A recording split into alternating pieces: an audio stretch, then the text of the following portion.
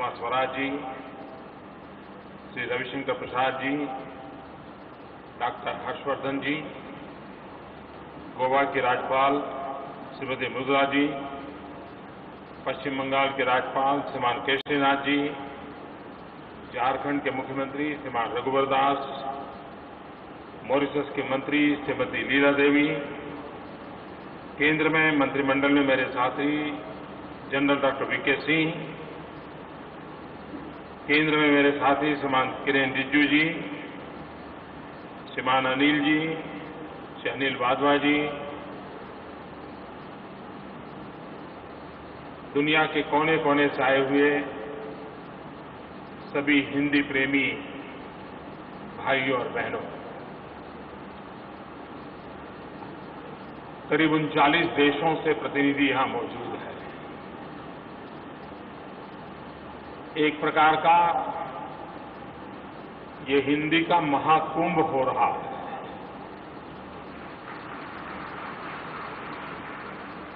अभी तो आप सिंहस्थ की तैयारी में हो, लेकिन सिंहस्थ की तैयारी के पहले ही भोपाल की धरती में ये हिंदी का महाकुंभ, उसके दर्शन करने का हमें अवसर मिला है।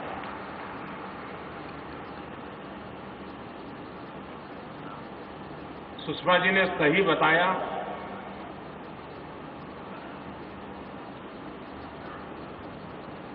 कि इस बार के अधिवेशन में हिंदी भाषा पर बल देने का प्रयास है।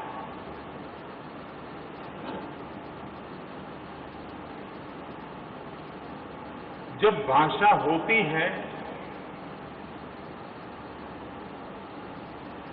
तब हमें अंदाज नहीं होता है कि उसकी ताकत क्या होती है, लेकिन जब भाषा लुप्त हो जाती है और सदियों के बाद किसी के हाथ वो चीजें चढ़ जाती हैं, तो हर सबकी चिंता होती है आखिर इसमें है क्या, ये लिपि कौन सी है, भाषा कौन सी है, सामग्री क्या है, विषय क्या है। आज कहीं पत्थरों पर कुछ लिखा हुआ मिलता है तो सालों तक पुरातत्व विभाग उस खोज में लिखा रहता है कि लिखा क्या गया है, और तब जाकर के भाषा लुप्त होने के बाद कितना बड़ा संकट पैदा होता है उसका हमें अंदाज आता है। कभी कभार हम ये तो चर्चा कर लेते हैं, भाई दुनिया में डायनासोर नहीं रहा तो बड़ी बड़े मूवी बनती है कि डायनासोर कैसा था, डायनासोर क्या करता था, जीव शास्त्र वाले देखते हैं कि कैसा था। कुछ आर्टिफिशियल डायनासोर बना करके रखा जाता है ताकि नई पीढ़ी को पता चले कि ऐसा डायनासोर हुआ करता था। यानी पहले क्या था, इसको जानने पहचानने के लिए आज हमें इस प्रकार के मार्गों का उपयोग करना होगा। आज भी हमें सबदूर सुनने को मिलता है कि हमारी संस्कृत भाषा में ज्ञान के भंडार भरे पड़े हैं, लेकिन संस्कृत भाषा को जानने वाले लोगों की कमी के कारण उन ज्ञान के भंडारों का लाभ हम नहीं ले पा रहे। कारण क्या, हमें पता तक नहीं चला कि हम अपनी इस महान विरासत से धीरे धीरे कैसे अलग होते गए। हम और चीजों में ऐसे लिप्त हो गए कि हमारा अपना लुप्त हो गया। और इसलिए हर पीढ़ी का यह दायित्व बनता है कि उसके पास जो विरासत है उस विरासत को सुरक्षित रखा जाए, हो सके तो संजोया जाए और आने वाली पीढ़ियों में उसको संक्रमित किया जाए। हमारे पूर्वजों ने वेद पाठ में एक परंपरा पैदा की कि वेदों के ज्ञान को पीढ़ी दर पीढ़ी ले जाने के लिए वेद पाठी हुआ करते थे और लिखने पढ़ने की जब सुविधा नहीं थी, कागज की खोज नहीं हुई थी, तो उस ज्ञान को स्मृति के द्वारा दूसरी पीढ़ी में संक्रमित किया जाता था और पीढ़ियों तक ये परंपरा चलती रही। और इतिहास को देखते हुए ये हम सबका दायित्व है कि हमारे जितने भी प्रकार के आज पता चले कि एक पंछी है, उसकी जाति लुप्त होते होते 100-150 हो गई है, तो दुनिया भर की एजेंसियां उस जाति को बचाने के लिए अरबों खरबों रुपए खर्च कर देती है। कोई एक पौधा अगर पता चले कि उस इलाके में एक पौधा है, अब बहुत ही कम स्पेसिमेन रह गए हैं, तो उसको बचाने के लिए दुनिया अरबों खरबों खर्च कर देती है। इन बातों से पता चलता है कि इन चीजों का मूल्य कैसा है। जैसे इन चीजों का मूल्य है, वैसा ही भाषा का भी मूल्य है। और इसलिए जब तक हम उसे उस रूप में नहीं देखेंगे, तब तक हम उसके महात्म्य को नहीं समझेंगे। हर पीढ़ी का दायित्व रहता है भाषा को समृद्धि देना। मेरी मातृभाषा हिंदी नहीं है, मेरी मातृभाषा गुजराती है। लेकिन मैं कभी सोचता हूं कि अगर मुझे हिंदी भाषा बोलना न आता, समझना नहीं आता, तो मेरा क्या हुआ होता।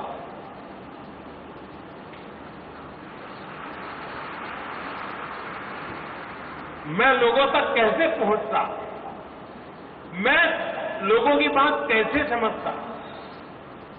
और मुझे तो व्यक्तिगत रूप में भी इस भाषा की ताकत क्या होती है, उसका भली भांति मुझे अंदाज है। और एक बात देखिए, हमारे देश में, मैं हिंदी साहित्य की चर्चा नहीं कर रहा हूं, मैं हिंदी भाषा की चर्चा कर रहा हूं। हमारे देश में हिंदी भाषा का आंदोलन किस लोगों ने चलाया?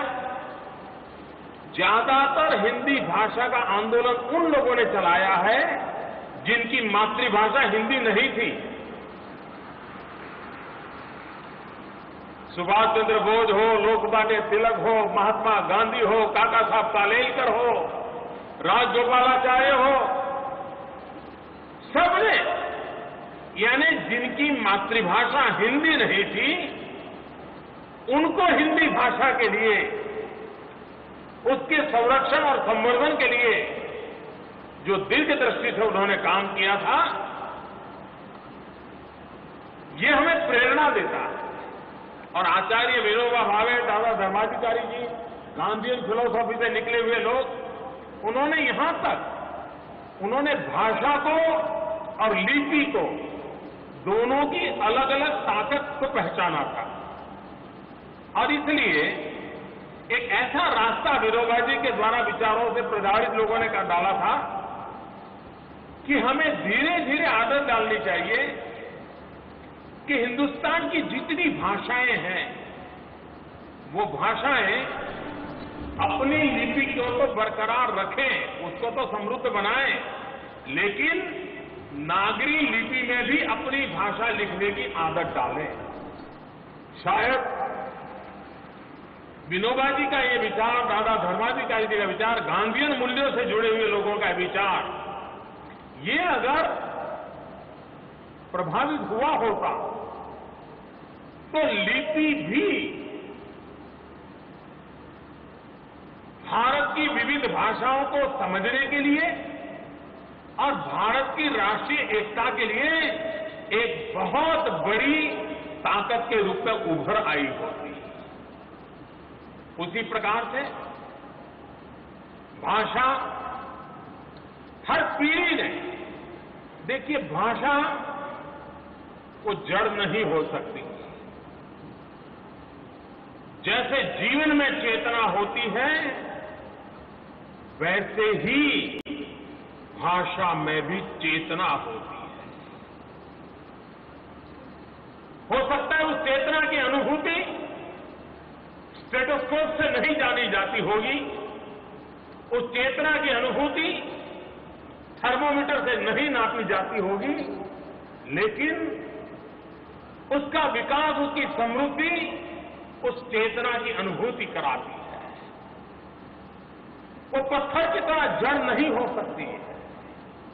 भाषा वो मचलता हुआ एक हवा का झोंका जिस प्रकार से बहता है, जहां से गुजरता है, वहां की सुगंध को अपने साथ लेकर के चलता है, वो जोड़ता चला जाता है। अगर हवा का झोंका बगीचे से गुजरे तो सुगंध लेके आता है, और कहीं ड्रेनेज के पास से गुजरे तो दुर्गंध लेकर के आता है। वो अपने आप में समेटते रहता है। भाषा में भी वो ताकत होती है। जिस पीढ़ी से गुजरे, जिस इलाके से गुजरे, जिस हालात से गुजरे, वो अपने आप में समाहित करती है, वो अपने आप को पुरस्कृत करती रहती है, पुलकित करती रहती है। ये ताकत भाषा की होती है, और इसलिए भाषा चैतन्य होती है, और उस चेतना की अनुभूति आवश्यक होती है। पिछले दिनों जब प्रवासी भारतीय सम्मेलन हुआ था, तो हमारे विदेश मंत्रालय ने एक बड़ा अनूठा कार्यक्रम रखा था कि दुनिया के अन्य देशों में भारतीय लेखकों द्वारा लिखी गई किताबों का प्रदर्शन किया जाए। और मैं हैरान भी था और मैं खुश था कि अकेले मॉरिशस से 150 लेखकों द्वारा लिखी गई किताबें, और वो भी हिंदी में लिखी गई किताबों का वहां पर प्रदर्शन हो रहा था। यानी दूर सुदूर इतने देशों में भी हिंदी भाषा का प्यार हम अनुभव करते हैं। हर कोई अपने आप से जुड़ने के क्या रास्ते होते हैं? कोई अगर इस भूभाग में नहीं आ सकता है, आने के हालात नहीं होते, तो कम से कम हिंदी के 2-4 वाक्य बोल करके भी वो अपनी प्रतिबद्धता को व्यक्त कर देता है। हमारा ये निरंतर प्रयास होना चाहिए कि हमारी भाषा समृद्ध कैसे बने। मेरे मन में एक विचार आता है, भाषा शास्त्री इस पर चर्चा करें। क्या कभी हम हिंदी और तमिल भाषा का वर्कशॉप करें, और तमिल भाषाओं में जो अद्भुत शब्द हो उसको हम हिंदी भाषा का हिस्सा बना सकते हैं क्या? हम कभी बंगला भाषा और हिंदी भाषा के बीच वर्कशॉप करें, और बंगला के पास जो अद्भुत शब्द रचना हो, अद्भुत शब्द हो जो हिंदी के पास न हो, क्या हम उनसे ले कर सकते हैं, भाई ये दीजिए, हमारी हिंदी को समृद्ध बनाने के लिए इन शब्दों की हमें जरूरत है। चाहे जम्मू कश्मीर में गए, डोगरी भाषा में 2-4 ऐसे शब्द मिल जाएं, 2-4 ऐसी कहावत मिल जाए, 2-4 ऐसे वाक्य मिल जाएं, वो मेरी हिंदी में अगर फिट होते हैं, हमें प्रयत्नपूर्वक हिंदुस्तान की सभी बोलियां, हिंदुस्तान की सभी भाषाएं, जिसमें जो उत्तम चीजें हैं, उसको हमें समय समय पर हिंदी भाषा की समृद्धि के लिए उसका हिस्सा बनाने का प्रयास करना चाहिए, और ये अविरत प्रक्रिया चलती रहनी चाहिए। भाषा का गर्व कितना होता है। मैं तो सार्वजनिक जीवन में काम करता हूं, कभी तमिलनाडु चला जाऊं और वणक्कम बोल दूं, वणक्कम, और मैं देखता हूं कि पूरे तमिलनाडु में इलेक्ट्रीफाइंग इफेक्ट हो जाता है। भाषा की ये ताकत होती है। बंगाल का कोई व्यक्ति मिले और भालो आशी पूछ लिया, उसको प्रसन्नता हो जाती है। कोई महाराष्ट्र का व्यक्ति मिले, कैसे कहा है, क्या चलता है, एकदम प्रसन्न हो जाता है। भाषा की अपनी एक ताकत होती है, और इसलिए हमारे देश के पास इतनी समृद्धि है, इतनी विशेषता है मातृभाषा के रूप में हर राज्य के पास ऐसा अनमोल खजाना है, उसको हम कैसे जोड़ें और जोड़ने में हिंदी भाषा एक सूत्रधार का काम कैसे करें, उस पर अगर हम बल देंगे हमारी भाषा और ताकतवर बनती जाएगी और उस दिशा में हम प्रयास कर सकते हैं। मैं जब राजनीतिक जीवन में आया तो पहली बार गुजरात के बाहर काम करने का अवसर मिला। हम जानते हैं हमारे गुजराती लोग हिंदी कैसी बोलते हैं, तो लोग मजाक भी उड़ाते हैं। लेकिन मैं जब बोलता था तो लोगों मानते मुझे पूछते थे, मोदी जी आप हिंदी भाषा सीखे कहां से, आप इतनी हिंदी अच्छी बोलते कैसे? अब हम तो वही पढ़े जो सामान्य रूप से पढ़ने को मिलता है, थोड़ा स्कूल में पढ़ाया जाता उसे ज्यादा नहीं। लेकिन मुझे चाय बेचते बेचते सीखने का अवसर मिल गया, क्योंकि मेरे गांव में उत्तर प्रदेश के व्यापारी जो मुंबई में दूध का व्यापार करते थे, उनके एजेंट और ज्यादातर उत्तर प्रदेश के लोग हुआ करते थे, वो हमारे गांव के किसानों से भैंस लेने के लिए आते थे और दूध देने वाली भैंसों को वो ट्रेन के डिब्बे में मुंबई ले जाते थे और दूध मुंबई में बेचते थे।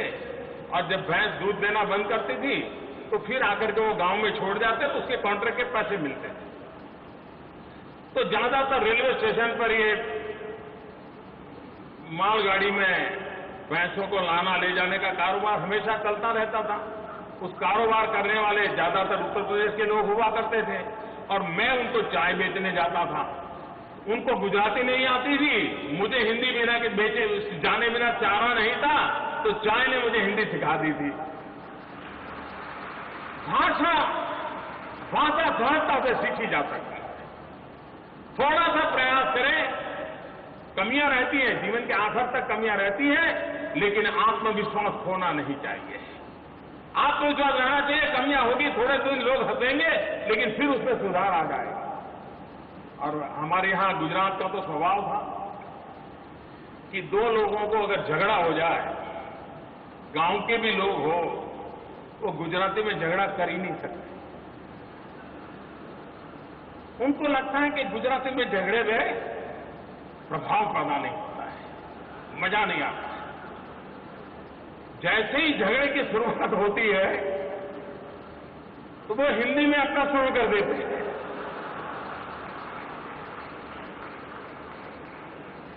दोनों गुजराती है, दोनों गुजराती भाषा जानते हैं, लेकिन अगर ऑटो रिक्शा वाले से भी झगड़ा हो गया पैसों का तो तू मैं हिंदी में शुरू हो जाती है। उसको लगता है कि हाँ हिंदी बोलूंगा तो उसको लगेगा हाँ ये कोई दम वाला आदमी है।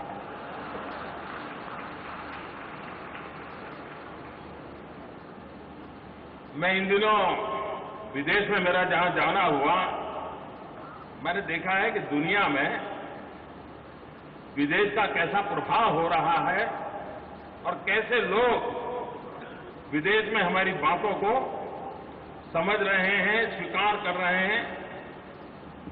मैं गया था मॉरिशस, वहां पर विश्व हिंदी साहित्य का सेक्रेटरिएट अब शुरू हुआ है, उसके मकाम का शिलान्यास किया है और विश्व हिंदी साहित्य का एक सेंटर वहां पर हम शुरू कर रहे हैं।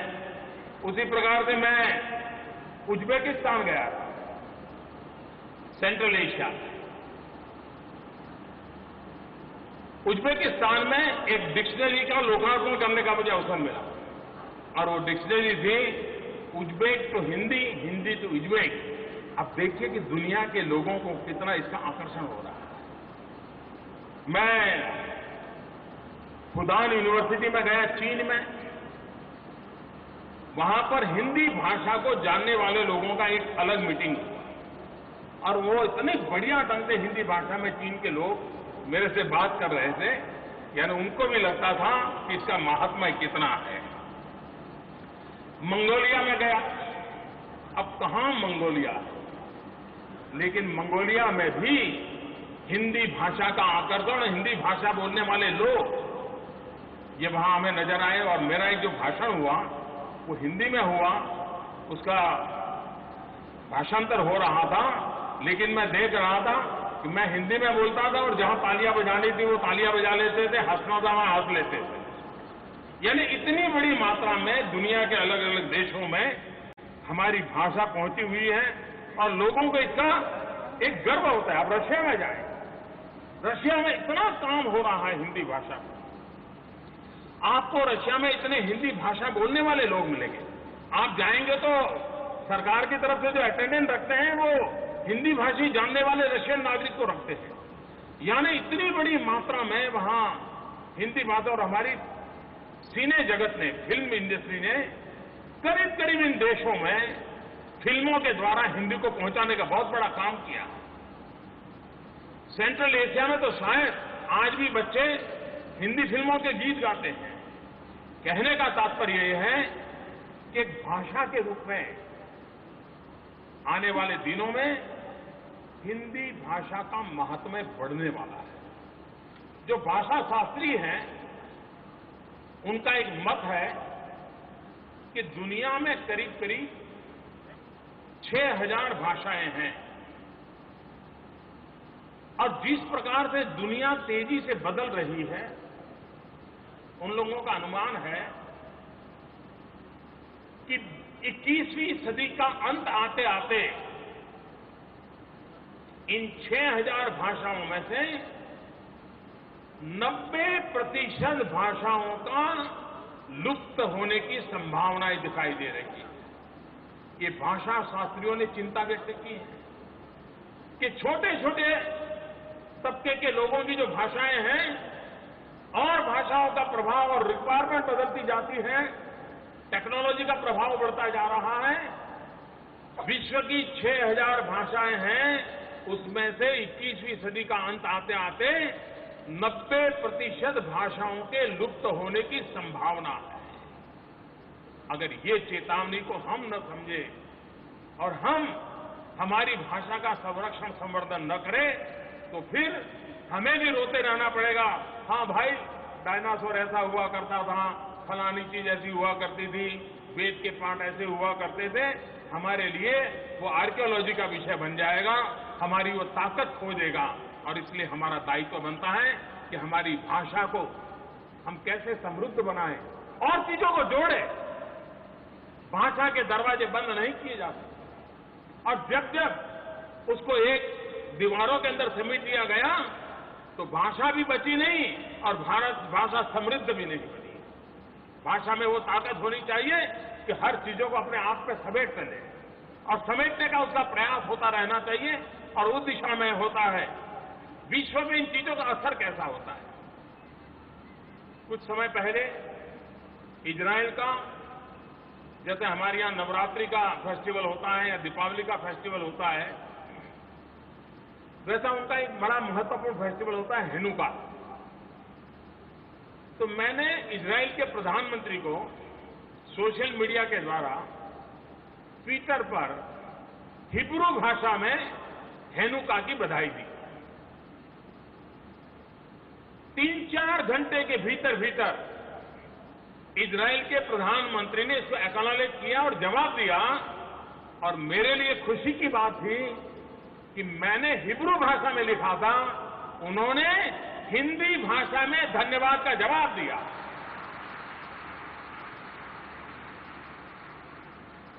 इन दिनों दुनिया के जिन भी देशों से मुझे मिलने का होता है, वो एक बात अवश्य बोलते हैं, सबका साथ सबका विकास। उनकी टूटी फूटी भाषा, उनकी उच्चार करने का तरीका कुछ भी हो, लेकिन सबका साथ सबका विकास। ओबामा मिलेंगे तो वो भी बोलेंगे, पुतिन मिलेंगे तो वो भी बोलेंगे, कोशिश करते हैं। हम अगर हमारी बातों को लेकर के जाते हैं तो दुनिया इसको स्वीकार करने के लिए तैयार होती है। और इसलिए हमारी कोशिश होनी चाहिए कि हमारी भाषा को समृद्धि मिले, हमारी भाषा को ताकत मिले और भाषा के साथ ज्ञान का और अनुभव का भंडार भी होता है। अगर हम हिंदी भी भूल जाते और रामचरितमानस को भी भूल जाते तो हम जैसे बिना जड़ के एक पेड़ की तरह खड़े होते। हमारी हालत क्या हो गई? साहित्य के महापुरुष हैं। अगर आप बिहार के हमारे फणीश्वर नाथ रेणु उनको न पढ़े तो पता नहीं चलता कि उन्होंने बिहार में गरीबी को किस रूप में देखा था और उस गरीबी के संबंध में उनकी क्या सोच थी। हम प्रेमचंद को न पढ़े तो पता तक नहीं चलता कि हम यूं सोचते हमारे ग्रामीण जीवन के एस्पिरेशन क्या थी और वैल्यूज के लिए अपनी आशा आकांक्षाओं को बलि चढ़ाने का कैसा सार्वजनिक जीवन का स्वभाव। जयशंकर प्रसाद हो, मैथिली शरण गुप्त हो, इसी धरती के संतान क्या कुछ नहीं देखे गए हैं, लेकिन उन महापुरुषों ने तो हमारे लिए बहुत कुछ किया। साहित्य सर्जकों ने जीवन में एक कोने में बैठ करके मिट्टी का दिया, तेल का दिया जला जला करके अपनी आंखों को भी खो दिया और हमारे लिए कुछ न कुछ छोड़ के गए। लेकिन अगर वो भाषा ही नहीं बची तो इतना बड़ा साहित्य कहां बचेगा, इतना बड़ा अनुभव का भंडार कहां बचेगा। और इसलिए भाषा के प्रति लगाव, भाषा को समृद्ध बनाने के लिए होना चाहिए। भाषा को बंद दायरे में सिमट कर रह जाए इसलिए नहीं होना चाहिए। आने वाले दिनों में डिजिटल वर्ल्ड हम सबके जीवन में एक सबसे बड़ा रोल पैदा कर रहा है और करने वाला है। बाप बेटा भी आजकल, पति पत्नी भी व्हाट्सएप पर मैसेज कन्वे करते हैं, ट्विटर पर लिखते हैं कि आज शाम को क्या खाना है। इतने हद तक उसने अपना प्रवेश कर लिया है। जो टेक्नोलॉजी को जानकार है उनका कहना है कि आने वाले दिनों में डिजिटल वर्ल्ड में 3 भाषाओं का दबदबा रहने वाला है। अंग्रेजी, चाइनीज, हिंदी।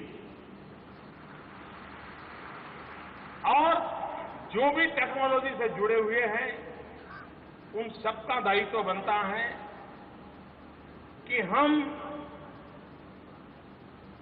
भारतीय भाषाओं को भी और हिंदी भाषा को भी टेक्नोलॉजी के लिए किस प्रकार से परिवर्तित करें। जितना तेजी से इस क्षेत्र में काम करने वाले एक्सपर्ट हमारी स्थानीय भाषाओं से लेकर के हिंदी भाषा तक नए सॉफ्टवेयर तैयार करके, नए ऐप तैयार करके जितनी बड़ी मात्रा में लाएंगे, आप देखिए ये अपने आप में भाषा एक बहुत बड़ा मार्केट बनने वाली है। किसी ने सोचा नहीं होगा कि भाषा एक बहुत बड़ा बाजार भी बन सकती है। आज बदली हुई टेक्नोलॉजी की दुनिया में भाषा अपने आप में एक बहुत बड़ा बाजार बनने वाली है। हिंदी भाषा का उसमें एक महात्मा रहने वाला है। और जब मुझे हमारे अशोक चक्रधर अभी मिले किताब लेकर के उनकी, तो उन्होंने मुझे खास आग्रह से कहा कि मैंने मोस्ट मॉडर्न टेक्नोलॉजी यूनिकोड में इसको तैयार किया है। मुझे खुशी हुई कि हम जितना हमारी रचनाओं को और हमारे डिजिटल वर्ल्ड को, इंटरनेट को हमारी भाषाओं से परिचित करवाएंगे और भाषा के रूप में लाएंगे, हमारा प्रसार भी बहुत तेजी से होगा, हमारी ताकत भी बहुत तेजी से बढ़ेगी। और इसलिए भाषा का उस रूप में उपयोग होना चाहिए। भाषा अभिव्यक्ति का साधन होती है। हम क्या संदेश देना चाहते हैं, हम क्या बात पहुंचाना चाहते हैं, भाषा एक अभिव्यक्ति का माध्यम होती है। हमारी भावनाओं को जब शब्द देह मिलता है तो हमारी भावनाएं चिरंजीव बन जाती है। और इसलिए भाषा उस शब्द देह का आधार होता है। उन शब्द विश्व कि जितनी हम आराधना करें उतनी कम है। और आज का ये हिंदी का महाकुंभ विश्व के 39 देशों की हाजिरी में और भोपाल की धरती पर, जिसने हिंदू भाषा को समृद्ध बनाने में बहुत बड़ा योगदान किया है, और अन्य भाषाएं जहां शुरू होती हैं, इसके किनारे पर हम बैठे हैं। उस प्रकार से भी ये स्थान का बड़ा महत्व है। हम किस प्रकार से सबको समेटने की दिशा में सोचें। हमारी भाषा की भक्ति ऐसी भी न हो कि जो एक्सक्लूसिव हो। हमारी भाषा की भक्ति भी इंक्लूसिव होनी चाहिए, हर किसी को जोड़ने वाली होनी चाहिए। तभी जाकर के वो समृद्धि की ओर बढ़ेगी। वरना हम ही जो चीज नाकाम हो जाते, जब तक ये मोबाइल फोन नहीं आए थे और मोबाइल फोन में जब तक कि कॉन्टैक्ट लिस्ट की डायरेक्टरी की व्यवस्था नहीं थी, तब तक हम सबको, किसी को 20 टेलीफोन नंबर याद रहते थे, कभी किसी को 50 टेलीफोन नंबर याद रहते थे, किसी को 200 नंबर टेलीफोन नंबर याद रहते थे। आज टेक्नोलॉजी आने के बाद हमें अपने घर का टेलीफोन नंबर भी याद नहीं है। तो चीजों का लुप्त होने में देर नहीं होती है। और जब ये इतनी बड़ी टेक्नोलॉजी आ रही है, तब चीजों को लुप्त होने से बचाने के लिए हमें बहुत कॉन्शियसली प्रयास करना पड़ता है, एक जागरूक अभियान चलाना पड़ता है। और इसलिए आज का ये हिंदी महाकुंभ भारतीय भाषाओं का महात्मा है और हमारे लिए हर मातृभाषा का अपरंपार महामूल्य है, क्योंकि हर एक के पास खजाना है। क्या हिंदी भाषा जो उनके निकट होने के कारण इन सबको अपने साथ जोड़े, अपने पास लाए, उससे सीखे, उसके समझे और समृद्धि की दिशा में बढ़ करके उसको और ताकतवर बना करके हम दुनिया के पास ले जाएं, तो बहुत बड़ी सेवा होगी। मैं फिर एक बार इस समारोह को मेरे हृदय से शुभकामनाएं देता हूं। और जैसा सुषमा जी ने विश्वास दिलाया है कि हम एक निश्चित आउटकम लेकर के निकलेंगे और अगला जब विश्व हिंदी सम्मेलन होगा, तब हम धरातल पर कुछ परिवर्तन ला करके रहेंगे। ये विश्वास एक बहुत बड़ी ताकत देगा। इसी एक अपेक्षा के साथ मेरी समारोह को बहुत बहुत शुभकामनाएं, बहुत बहुत धन्यवाद। तो विश्व हिंदी सम्मेलन में आप प्रधानमंत्री नरेंद्र मोदी को सीधे सुन रहे थे, जिन्होंने बड़े खूबसूरत शब्दों में यहां पर सबसे पहले जो शुरुआत की और कहा कि जब तक भाषा होती है तब तक हमें उसका महत्व पता नहीं चलता है, उसकी इंपॉर्टेंस पता नहीं चलती है, लेकिन जैसे ही वो लुप्त हो जाती है तब उसकी कीमत पता चलती है। तो ये जरूरी है कि इस विरासत को हम अगली पीढ़ी को सौंपें। हिंदी को बचाने के लिए जो आंदोलन किया, वो जो गैर हिंदी लोग थे, उन्होंने आंदोलन किया। मोदी जी, माननीय विदेश एवं प्रवासी भारतीय कार्य मंत्री श्रीमती सुषमा स्वराज जी, माननीय मुख्यमंत्री मध्य प्रदेश श्री शिवराज सिंह चौहान जी, यहां उपस्थित मध्य प्रदेश व विभिन्न प्रदेशों के महामहिम राज्यपाल व माननीय मुख्यमंत्री, संचार व सूचना प्रौद्योगिकी मंत्री श्री रविशंकर जी, विज्ञान और प्रौद्योगिकी मंत्री श्री हर्षवर्धन जी, गृह राज्य मंत्री श्री किरण रिजिजू जी, मॉरिशस की शिक्षा व मानव संसाधन क्षेत्रीय शिक्षा एवं वैज्ञानिक अनुसंधान मंत्री